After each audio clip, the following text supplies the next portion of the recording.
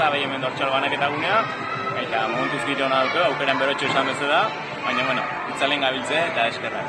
Bueno, hau izango da informazio gune edo nagusia esan litekeala?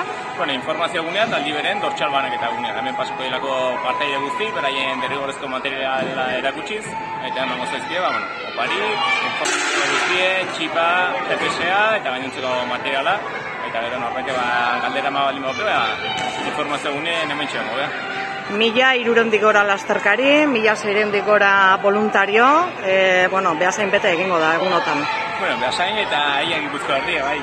Hemen erdigunea edo gure nagusieta jeinen dugu, baina gero gibudien zehar, beste 20-20 bat guneko arduradunak ere baditugula, eta, azkenen urtetik urte izena onditzen dijonez, eta jendea guztua da bilenez, hortxe. Jende jarritzen dola, voluntario lanetan. Azken orduko preokupazioa izan ohi da eguraldia, ez dakite zer dioen iragarpenak?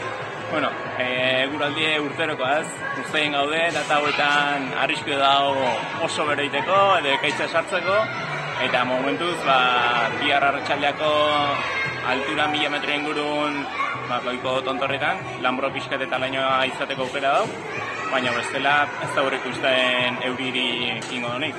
Eta gero bai igandeako, maratoiako berri xamat ematen du. Bueno, aurrikusi bezala orduan ez, aurten atxaldeko 6etan, ostiralean, 1000etako lasterkariak abiatuko dira, ez bada beste zer gertatzen behintzat? Ez, azken orduko aldaketa edo eguraldi gora bera hundik ez dugu espero, eta ohitura modu, atxaldeko 6etan emango diogu irtera. Oso ondo, eskerrik asko.